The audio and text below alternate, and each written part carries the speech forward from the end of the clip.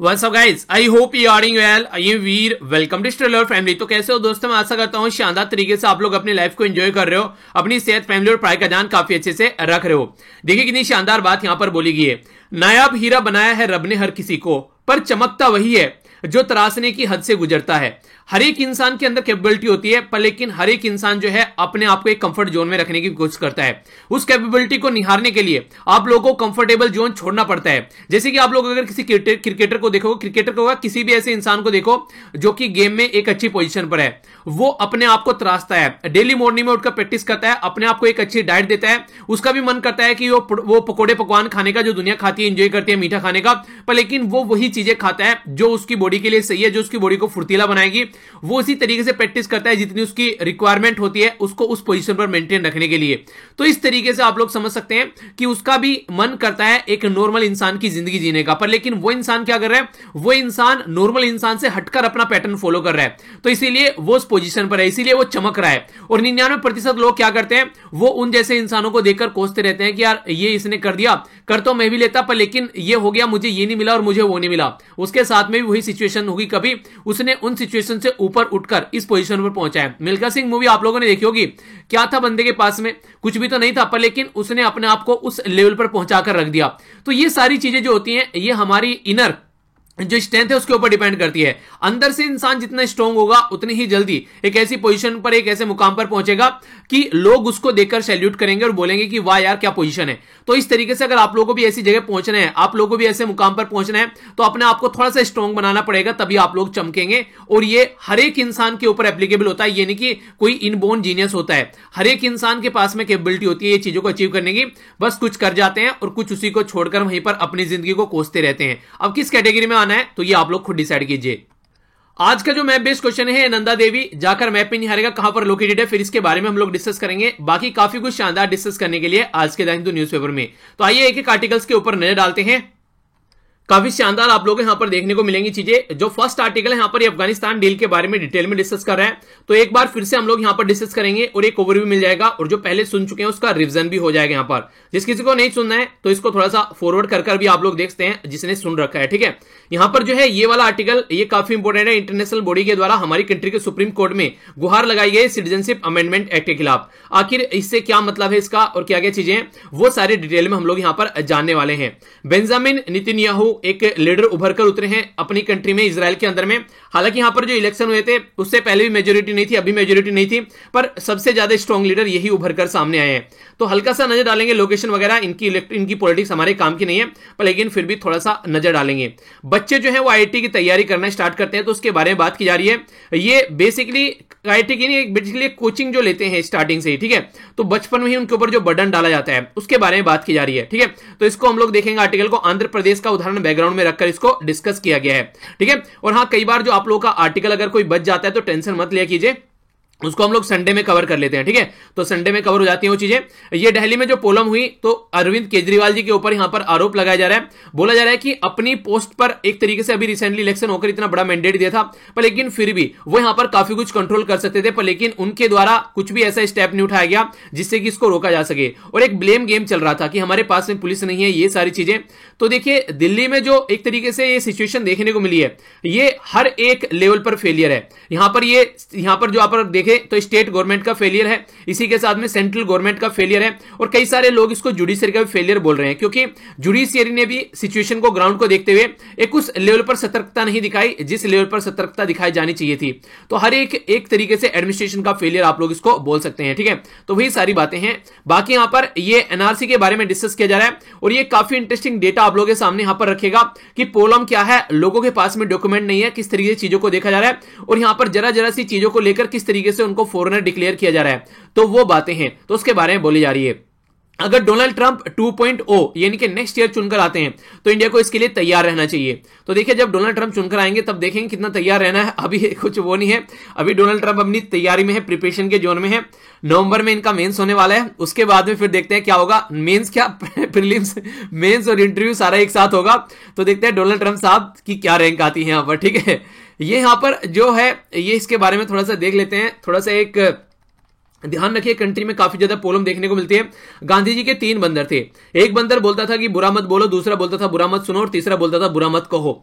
तो वहां पर अलग अलग जगह हाथ रखते थे। एक बोलता था मुंह पर हाथ रखकर कि बुरा मत बोलो, दूसरा बोलता था कान पर हाथ रखकर कि बुरा मत सुनो, और तीसरा बोलता था आंख पर हाथ रखकर कि बुरा मत देखो। पर लेकिन यहां पर क्या है, तीनों ने मुंह पर यहां पर नकाब लगा रखा है। रीजन क्या है? रीजन जो वायरस अभी आप लोगों को देखने को मिल रहा है उसकी वजह से। यानी कि हर एक बंदर जो है यहां पर इसको लेकर चिंतित है कि कहीं ये हमारी कंट्री में जो फैल रहा है तो ये बहुत बड़ी प्रॉब्लम देखने को मिल रही थी।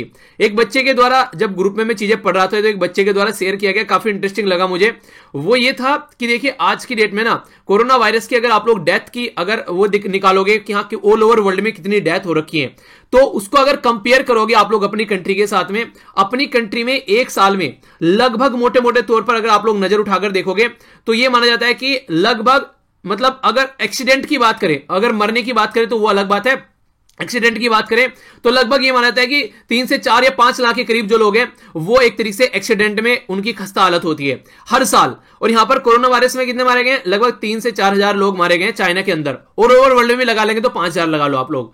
पर लेकिन यहां पर अगर रोड एक्सीडेंट में इससे ज्यादा लोग मारे जाते हैं, पर फिर भी लोग जो है वो हेलमेट पहनने के लिए तैयार नहीं है। और यहां पर आप लोग देखते हैं कि इसके चलते जरा सी देर में लोग नकाब पहने घूम रहे हैं। यानी कि एक तरीके से कहने का मतलब यहां पर यह कि इससे भी ज्यादा खतरनाक सिचुएशन है, उस पर हम लोग फोकस देकर नहीं चलते हैं। इसका मतलब ये नहीं कि इसको इग्नोर करना है, इसको भी इग्नोर करना है, पर लेकिन पैनिक नहीं होना है। कहने का मतलब यहां पर यह है, जो पैनिक होकर जो स्टेप उठाए जाते हैं वो काफी खतरनाक होते हैं। तो पैनिक नहीं होना है, र्यूमर नहीं फैलाना है, इन सब चीजों से दूर रहना है और अपना ध्यान रखना है। ठीक है, तो काफी ये चीजें हैं जो आप लोग अपना ध्यान रखिए। तो इसके बारे में ऑलरेडी एक वीडियो बना चुका हूं कोरोना वायरस के बारे में कि कैसे आप लोग अपना ध्यान रख सकते हैं, तो उसके बारे में आप लोग देख लीजिएगा, थोड़ा सा अपना ध्यान रखिए। ठीक है, आगे चलते हैं।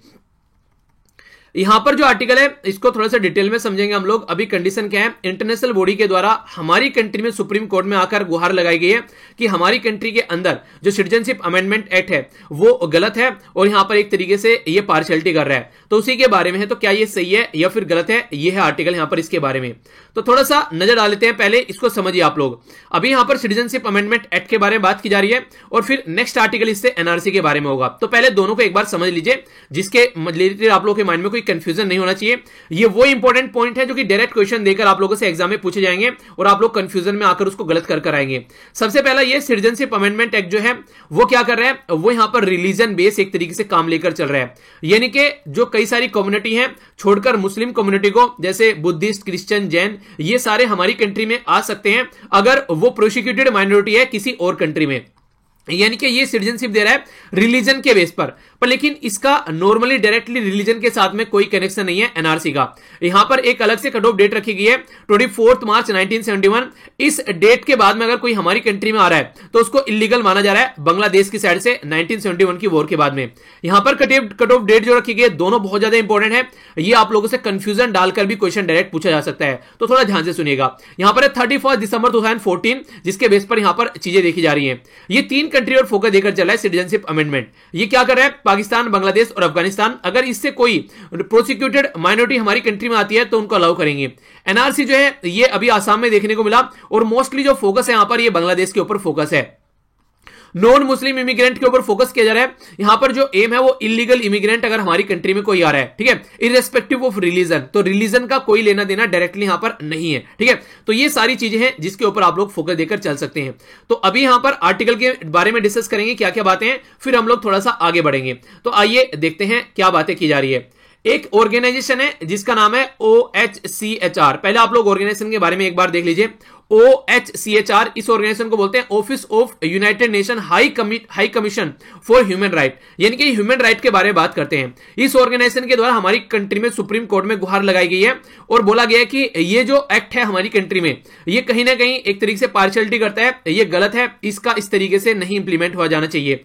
तो ये जो बॉडी है ये बनाई गई थी 1993 में और 1993 में एक वर्ल्ड कॉन्फ्रेंस हुई थी जिसके बेस पर इसको बनाया गया और जेनेवा स्विट्जरलैंड में आज की डेट में इसका हेडक्वार्टर है और मिशेल बैचलेट जो आज की डेट में इसके हेड है, जिनके द्वारा यहां पर हमारी कंट्री में जो फाइल किया गया है इस सिटीजनशिप अमेंडमेंट एक्ट के खिलाफ जो दायर की गई पिटीशन, तो उसके बारे में यहां पर बात किया जा रहा है कि हमारी कंट्री में देखिए एमिकस क्यूराई, ये आप लोगों से कई बार पूछा जाता है। एमिकस क्यूराई करके यहां पर एक तरीके से एक सपोर्ट सिस्टम होता है अगर आप लोग जस्टिस दिलाना चाहते हैं। ये वो थर्ड पार्टी होती है जिसका केस के साथ में कोई डायरेक्टली रिलेशन नहीं होता है, पर लेकिन ये एक तरीके से कोई एक्सपर्ट हो सकता है उस केस के बारे में जिसको इन्फॉर्मेशन हो, या फिर कोई ऐसा कि जो उसको सपोर्ट प्रोवाइड करा सके।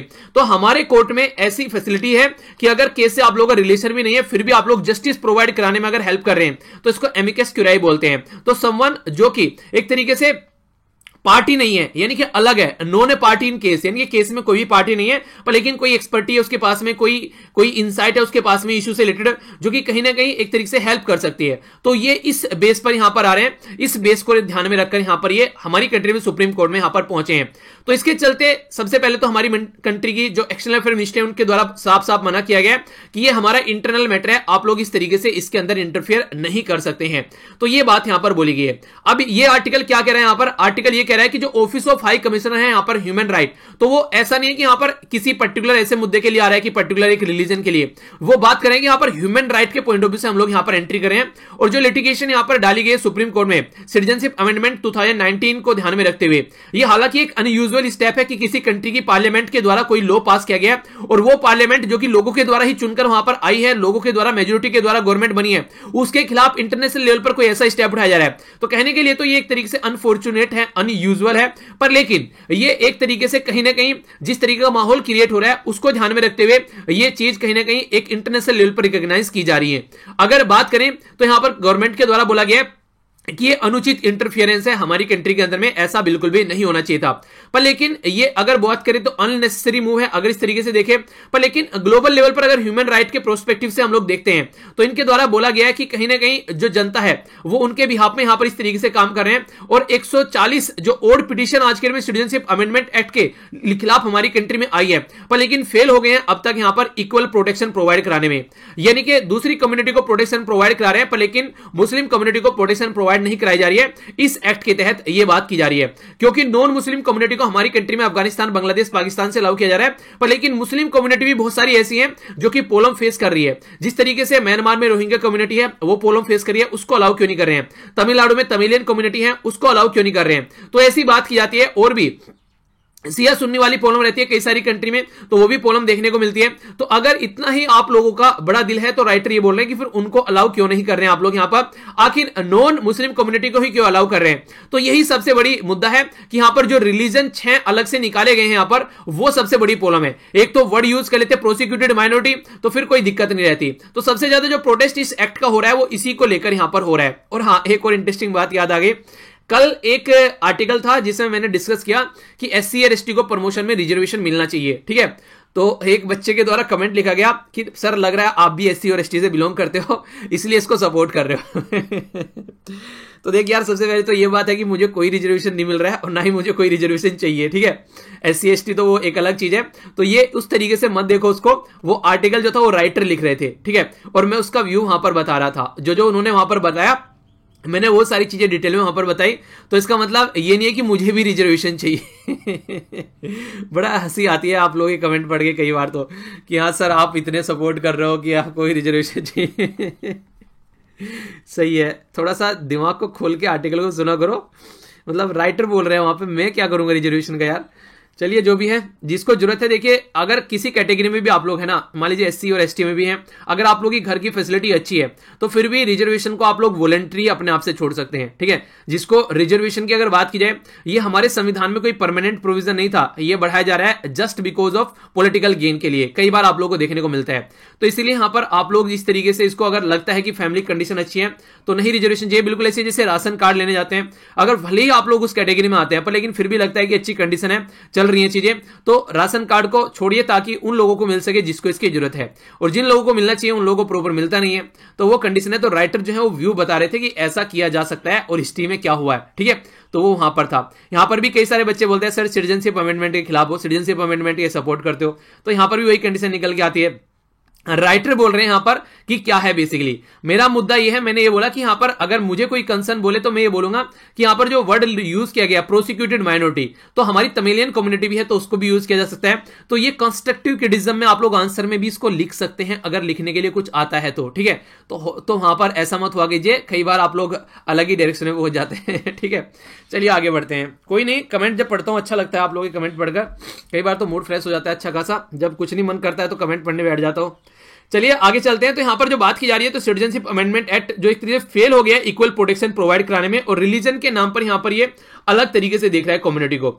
तो इस तरीके से सबसे पहले तो यहां पर यह है कि इनके द्वारा सपोर्ट भी किया गया है कि एक तरीके से एक ऐसा एक्ट हम लोग लेकर आए जिसमें प्रोसिक्यूटेड माइनॉरिटी को हमारी कंट्री में लाया जा रहा है और जल्दी सिटीजनशिप मिल रही है। यानी कि इसमें प्रोसीजर ऐसा किया गया कि जो पहले सिटीजनशिप मिलती थी नेचुरलाइजेशन के थ्रू, अब यहां पर उसमें और कम साल लग रहे हैं, तो 11 से घटाकर उसको 5 के करीब ला दिया गया है। तो इस तरीके से एक अच्छी बात है यहां पर ये कि यहां सिटीजनशिप यहां पर जल्दी मिल रही है, पर लेकिन कुछ लोगों को मिल रही है और कुछ को नहीं मिल रही है।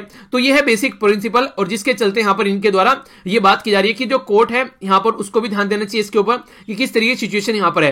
तो इस तरीके से ये इसके ऊपर फोकस देने की कोशिश कर रहे हैं कि हाँ, जो अभी सिटीजनशिप दी जा रही है उसमें किसी को अलग न रखा जाए।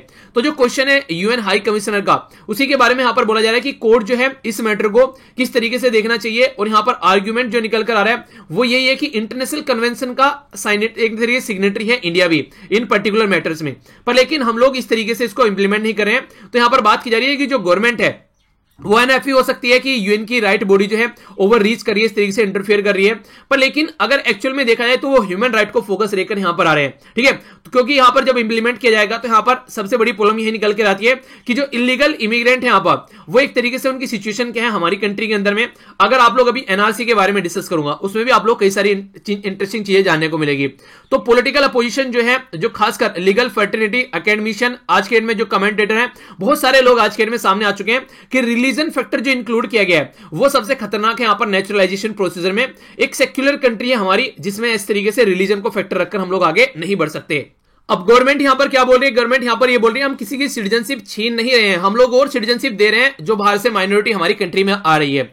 तो यहां पर जो एक तरीके से इंटरनेशनल लेवल पर या हमारी कंट्री में जो लोग हैं जो इसके अपोजिट में है, वो ये बोल रहे हैं कि आप तो बिल्कुल ऐसे ही काम कर रहे हैं, कहीं बाढ़ आ रही है वहां पर डूब रहे हैं लोग, तो उससे रिलीजन पूछा जाएगा किसको बचाया जाए। जो वहां पर मर रहे हैं अगर किसी कंट्री में, उसको आप लोग अपनी कंट्री में अगर पनाह देना ही चाह रहे हैं, इतनी ज्यादा आपकी कंट्री में जगह खाली है, इतनी ज्यादा जॉब खाली है, इतनी सारी चीजें अवेलेबल है, तो फिर सबको दीजिए ना, फिर ऐसा क्यों कर रहे हैं आप लोग। तो ये सारी सबसे बड़ी प्रॉब्लम है। तो सबसे घुमा फिराकर बात यही की जा रही है कि एक तरीके से इंटरनेशनल जो कन्वेंशन है on civil and political right, कहीं ना कहीं उनका वॉयलेशन यहां पर देखने को मिल रहा है अगर इस तरीके से सिटीजनशिप अमेंडमेंट जो है वो यहां पर डिफरेंस क्रिएट कर चलता है। तो इसके बेस पर यहां पर जो ग्लोबल ह्यूमैनिटेरियन लॉ है यहां पर उनको ध्यान में रखते हुए इनके द्वारा चीजों को पॉइंट आउट किया जा रहा है, और कोर्ट को भी यहां पर एक तरीके से जितने सारी पिटीशन अभी हम लोगों ने बात की ये सारी आ चुकी है। तो नॉन डिस्क्रिमिनेशन यहां पर होना चाहिए कोई भी लेजिस्लेशन। अगर माइग्रेशन की प्रोटेक्शन के बारे में बात करें तो कोई भी लोग अगर आएगा अपनी कंट्री को छोड़कर तो वैसे नहीं आएगा, वो उसके साथ में वहां पर कुछ ना कुछ गलत हो रहा होगा। तो आप लोग कम से कम अगर प्रोवाइड करवा रहे तो फिर सबको प्रोवाइड करवाइए, वरना फिर किसी को भी प्रोवाइड न कराइए। तो ऐसी बातें बोलने की कोशिश की जा रही है। नेक्स्ट जो आर्टिकल है यहां पर ये एनआरसी के बारे में है। एनआरसी को थोड़ा सा एक बार समझ लेते हैं। अभी मैंने आप लोगों को बताया ये एनआरसी, आप लोग यहां ये देखिए, आप लोग यहां पर एनआरसी ये है यहां पर एनआरसी। तो एनआरसी में जो कट ऑफ डेट है वो 24 मार्च 1971 रखी गई है। तो एनआरसी क्या है, बेसिकली एनआरसी है कि इसके बाद में अगर कोई भी हमारी कंट्री में आता है खासकर बांग्लादेश से, तो क्या होगा, उसको हमारी कंट्री से बाहर निकाला जाएगा, ऐसा कुछ बोलने की कोशिश की जाती है, यानी कि उसको सिटीजनशिप नहीं दी जाएगी। बाहर निकालने वाली बात पर कई सारे जो हमारे कंट्री के जो मिनिस्टर हैं वो बोलते हैं बाहर निकाला जाएगा, कई सारे बोलते हैं कि बाहर नहीं निकाला जाएगा, और बांग्लादेश में जाकर ये बोलते हैं कि हमारा इंटरनल इश्यू है। तो अब तक ये चीजें कंफर्म नहीं है कि उनके साथ में किया जाएगा। अभी यहां पर शहीदुद्दीन के बारे में बात की जा रही है, यानी कि ये एक तरीके का उदाहरण है। आप लोग ऐसा ना कीजिए, यहां पर कोई ए पर्सन ले लीजिए, ठीक है, तो ए पर्सन यहां पर ले लीजिए, उसको क्या किया गया, अभी यहां पर डिक्लेयर किया गया फॉरेनर 13 नवंबर 2015 में गुवाहाटी हाई कोर्ट के द्वारा। फिर वो क्या किया, हाई कोर्ट में गया इसके खिलाफ यहां पर चीजें करने के लिए। तो कई सारे लोग क्या है, देखिए वो क्या करते हैं, वो एक तरीके से मान लीजिए उनको डिक्लेयर कर दिया गया, ठीक है, हाई कोर्ट के द्वारा। तो कई सारे क्या है कि आगे आगे जाते ही नहीं है, क्योंकि उनके पास में इतना पैसा नहीं है, उनके पास में इतनी रिप्रेजेंटेशन नहीं है, अफोर्ड नहीं कर सकते हैं, बहुत पुअर है। ये ए जो है इसकी भी एक कंडीशन देखने को मिली, बहुत पुअर था, तो यहां पर किसी ने उसको लीगल असिस्टेंस भी प्रोवाइड नहीं कराया। तो ये बड़ी खतरनाक सिचुएशन देखने को मिल रही है। उनके पास में खाने के लिए रोटी नहीं है और उनको केस लड़ना पड़ रहा है, तो ये खतरनाक सिचुएशन यहां पर क्रिएट हो जा रही है। तो जो वकालत का धंधा है वो तो चल पड़ रहा है, पर लेकिन इन लोगों की इतनी हैसियत नहीं है, या फिर एक अच्छा वर्ड यूज किया है औकात, इतनी औकात नहीं होती है लोगों की कि कम से कम वो एक अच्छा लॉयर हायर कर सके, क्योंकि घर में बच्चों को भी पढ़ाना है, वो उनको नहीं पढ़ा पा रहे हैं, अपना 2 वक्त की रोजी रोटी नहीं मिल पा रही है। तो कंडीशन बहुत सारी खतरनाक निकलकर यहां पर आती है। हाई कोर्ट जो है अगर उसमें बातें करें वो भी कन्विंस हो जा रहा है, अगर कोई यहां पर डॉक्यूमेंट लेकर नहीं आ रहा है और अप्लाई नहीं कर रहा है तो वो भी आगे उसको एग्जामाइन नहीं कर रहा है कि क्या क्या डॉक्यूमेंटेशन प्रोसीजर चल रहा है, वो भी ट्रिब्यूनल के द्वारा जो बोला जा रहा है उसी को मान ले रहा है। तो इस तरीके से जैसे ए पर्सन है, इस तरीके से ए से लेकर जेड तक सारी एबीसीडी आ जाएंगी। तो लगभग 1.7 लाख जो लोग हैं उनको डिक्लेयर किया गया फॉरेनर बाय फॉरेनर ट्रिब्यूनल। कब? यहां पर 31 मार्च 2019। तो ये एक क्वाज़ी जुडिशियल बॉडी है असम के अंदर जो यहां पर डिसाइड कर रही है क्वेश्चन सिटीजनशिप का। सिटीजनशिप जो है वो हमारे संविधान में पार्ट 2 में है, ये याद रखिएगा। तो इसके बारे में आर्टिकल 5 से लेकर आर्टिकल 11 तक आप लोगों को संविधान में देखने को मिलता है सिटीजनशिप के बारे में, कैसे सिटीजनशिप ली जानी है, कैसे हटाई जानी है। तो ये सारी चीजें ऑलरेडी इसके ऊपर मैं वीडियो बना चुका हूं, जिसने नहीं देखा है सिटीजनशिप बाय वीर सर्च कर लीजिएगा, आप लोगों को क्लियर हो जाएगी। पॉलिटी का पूरा चैप्टर है। देखिए क्या करना है, जैसे न्यूज में रहता है ना, तो जाकर वो चैप्टर पढ़ लिया कीजिए, तो इससे आप लोगों का स्टैटिक पोर्शन भी साथ साथ कवर होता रहेगा। जो बर्डन है यहां पर प्रूफ का, वो फॉरेनर एक्ट 1946 के हिसाब से यहां पर निकल कर आ रहा है। और फिर अगर ये एक्ट अपना जो एक तरीके से प्रेजेंट नहीं कर पा रहे हैं डॉक्यूमेंट, तो फिर उनको फॉरेनर डिक्लेयर कर दिया गया है। तो इसके चलते कंडीशन क्या देखने को मिल रही है? कंडीशन ये है कि देखिए ट्रिब्यूनल के सामने अगर किसी को डिक्लेयर किया जाता है फॉरेनर, तो कई सारे केस ऐसे हैं जिनमें एक तो सबसे बड़ी बात क्या है, यहां पर कई सारी सिचुएशन आप लोगों को आगे देखने को मिलेगी जो काफी इंटरेस्टिंग है, जो कि इस तरीके से नहीं होना चाहिए। वैसे अगर कोई यहां पर जा नहीं रहा है, प्रेजेंट नहीं हो पा रहा है यहां पर ट्रिब्यूनल के सामने, तो उसको फॉरेनर डिक्लेयर कर दे रहे हैं। हो सकता है कोई रीजन बन गया हो, बंदा ना आया हो, तो उसको फॉरेनर डिक्लेयर कर दिया। और जो 99% केस हैं जो ट्रिब्यूनल के द्वारा डिक्लेयर किए गए फॉरेनर, जो हाई कोर्ट है वो भी उसको एक्सेप्ट कर ले रहा है। ये और भी खतरनाक सिचुएशन है, यानी कि जो ट्रिब्यूनल ने बोल दिया 99% लोग जो हैं वो हाई कोर्ट ने डायरेक्ट एक्सेप्ट कर लिए। 60% 66% जो केस हैं वो फाउंड किए गए कि जो डॉक्यूमेंट थे वो अनसेटिस्फैक्टरी थे। ठीक है, 38% जो केसेस हैं वो डॉक्यूमेंट थे उनमें स्पेलिंग मिस्टेक थी, वो मैच नहीं कर रही थी। 71% जो थे वो सेकेंडरी एविडेंस एक तरीके से उनका अस्वीकार्य कर दिया गया। सेकेंडरी एविडेंस बोल रहा हूं तो इसका मतलब क्या है? सुप्रीम कोर्ट के द्वारा यहां पर ये याद रखिएगा, ऐसे केस आप लोगों से पूछे जा सकते हैं। ठीक है, तो यहां पर रूपजन बेगम वर्सेस यूनियन ऑफ इंडिया का केस है, जिसमें यह बोला गया कि ग्राम पंचायत के जो सेक्रेटरी हैं, अगर वो यहां पर जो सर्टिफिकेट देते हैं वो यहां पर लिंक डॉक्यूमेंट यहां पर प्रूव करता है, तो क्या होता है यहां पर उसको एंटर अगर कोई कंट्री में क्या है मार्च 24 1971 से, तो उसको यहां पर एज ए डॉक्यूमेंट की तरीके से देखा जाएगा। ठीक है, उसको भी देखा जाएगा। पर लेकिन होता क्या है कि ये जो सर्टिफिकेट है जो प्रोड्यूस किया जाता है ग्राम पंचायत के सेक्रेटरी के द्वारा, तो टेस्टिफाइड करना जरूरी है यहां पर उस पर्टिकुलर पर्सन के द्वारा।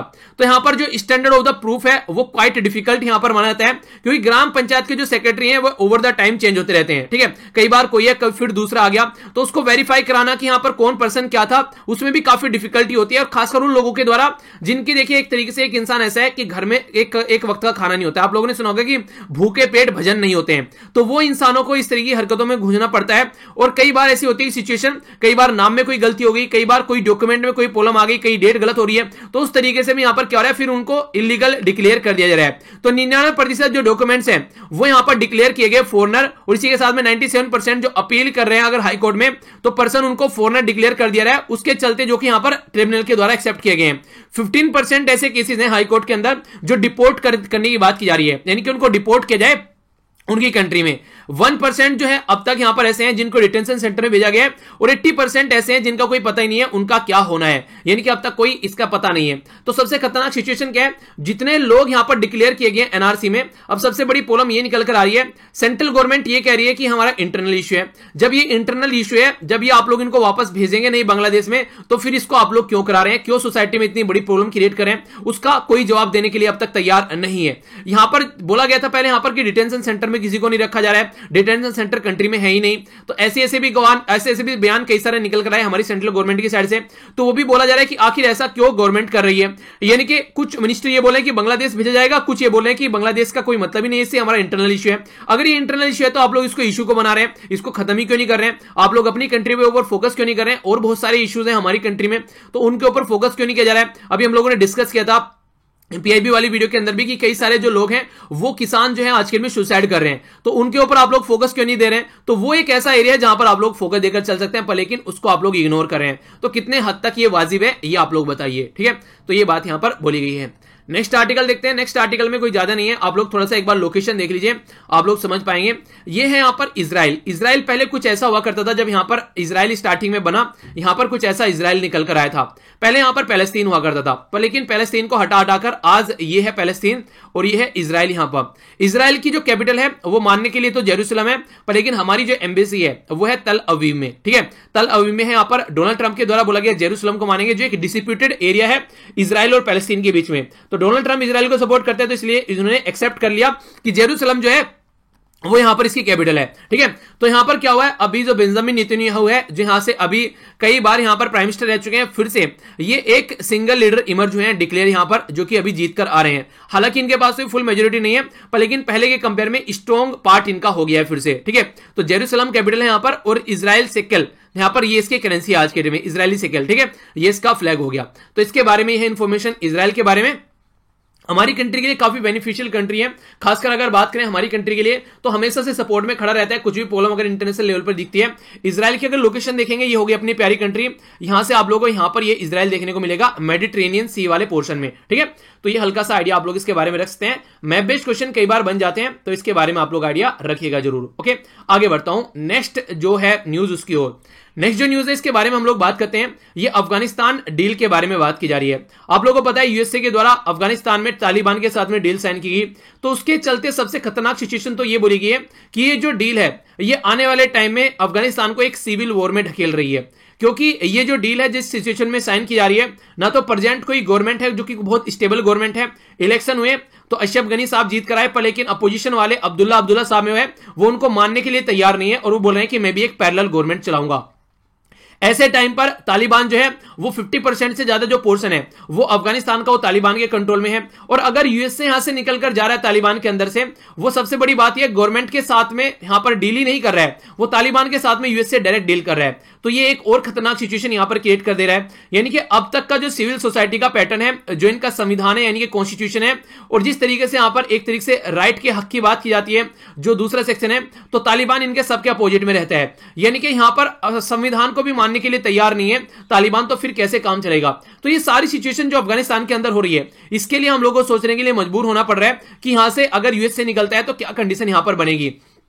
क्योंकि सबसे बड़ी खतरनाक जो सिचुएशन है वो यहां पर जो डिस्कस की जा रही है वो है वियतनाम वार। वियतनाम में क्या हुआ था, वियतनाम में कुछ ऐसी कंडीशन यहां पर देखने को मिली थी कि वियतनाम के अंदर काफी लंबे समय तक यहां पर यूएसए लगा रहा, पर लेकिन गोरिल्ला वारफेयर इतनी ज्यादा खतरनाक वहां पर हो गई कि इनको घुटने टेककर वहां से बाहर निकलने पड़े वियतनाम के अंदर से।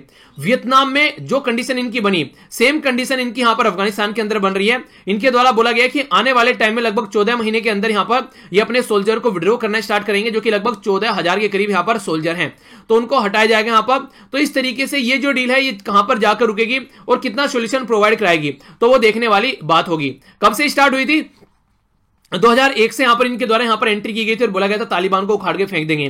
तो यहां पर जॉर्ज डब्ल्यू बुश भी गए, बराक ओबामा भी गए, और यहां पर डोनाल्ड ट्रंप साहब भी गए। ये डील हुई कहां पर थी, ये कतर में दोहा के अंदर आप लोगों को अभी ये डील जो थी ये यहां पर देखने को मिली। तो इस डील में यहां पर डोनाल्ड ट्रंप के द्वारा बस एक प्रॉमिस किया गया था अपनी कंट्री में, कि बोला जा रहा था कि अपने लोगों को वहां से निकाल कर लेकर आएंगे।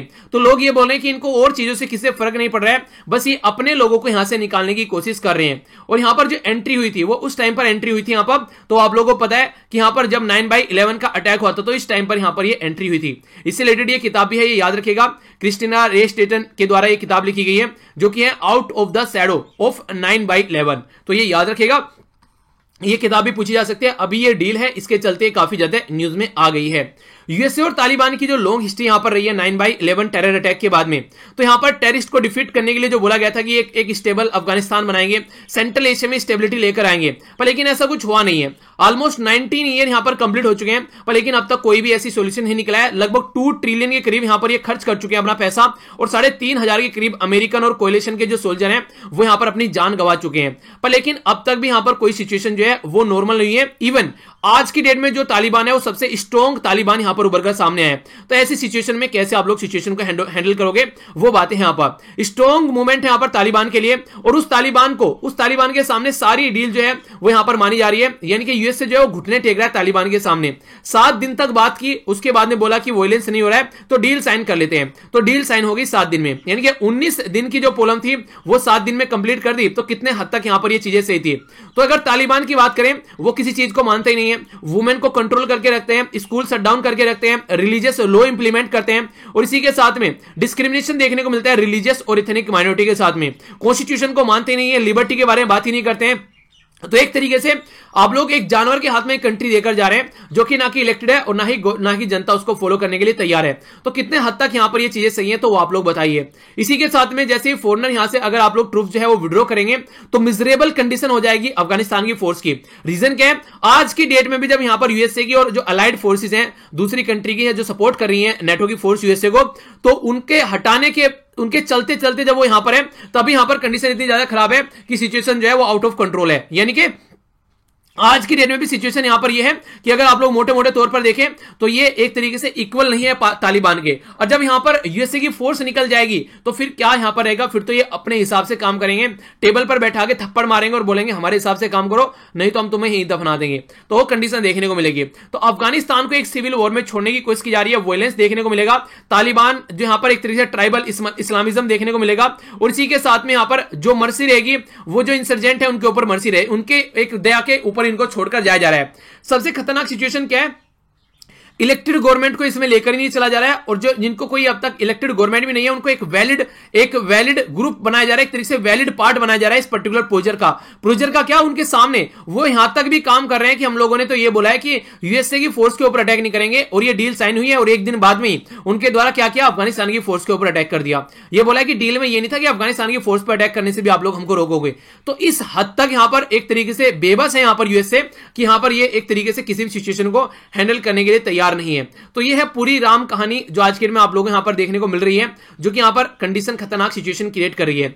इंडिया के पॉइंट ऑफ व्यू से अगर देखें तो इंडिया का भी बहुत बड़ा कंसर्न है यहां पर। हमारी कंट्री की सबसे बड़ी तो सिक्योरिटी के बारे में बात करते हैं, क्योंकि मैंने अफगानिस्तान को अभी आप लोगों को दिखाया, तो अफगानिस्तान में जो पाक ऑक्युपाइड एरिया है वो हमारी कंट्री को टच करता है, और इसी के साथ में जो पाकिस्तान है यहां पर वो सपोर्ट करता है तालिबान को।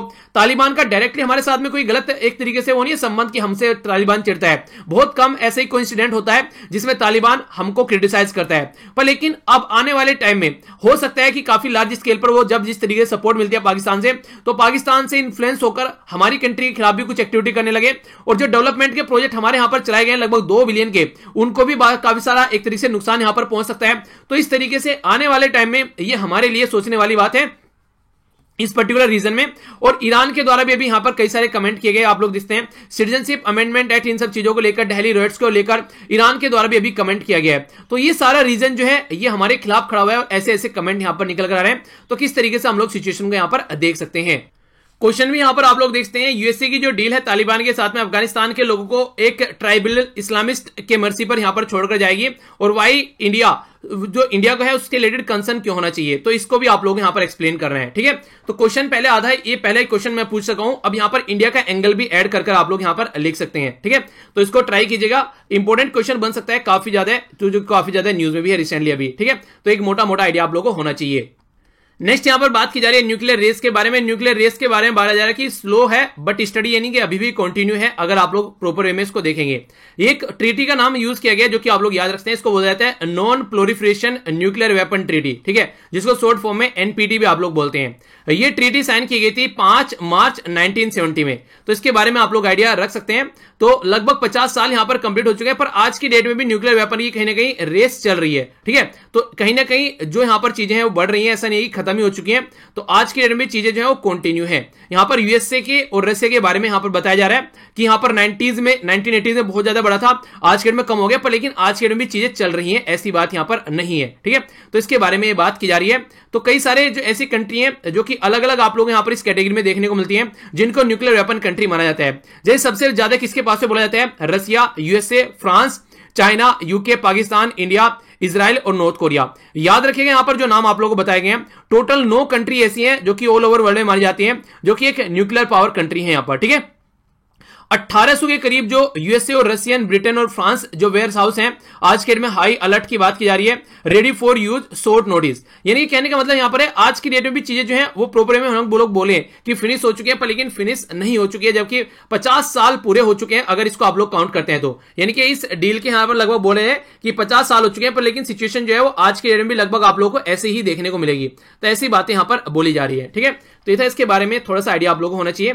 आगे चलता हूं, सुप्रीम कोर्ट के केस के बारे में बात की जा रही है जिसका नाम है रूपाजन बेगम वर्सेस यूनियन ऑफ इंडिया, जिसके द्वारा ग्राम पंचायत के जो सेक्रेटरी हैं वो सबमिट करते हैं link document to prove the descent from a person. तो यानी कि एक तरीके से उसको भी वैलिड प्रूफ के तरीके से आप लोग देख सकते हैं। ये कट ऑफ डेट जो रखी गई है एनआरसी की 24 मार्च 1975 रखी गई है। कौन सी स्टेटमेंट करेक्ट है? 1, 2 बोथ या फिर नन? तो सही आंसर क्या है यहां पर? सही आंसर है इसके यहां पर फर्स्ट, ये 1971 है ना कि 75, ठीक है। तो ये याद रखिएगा। तो आंसर क्या हो गया? आंसर हो गया इसका ए। आगे चलता हूं, नेक्स्ट क्वेश्चन यहां पर वर्ल्ड प्रेस फ्रीडम इंडेक्स के बारे में बात की जा रही है।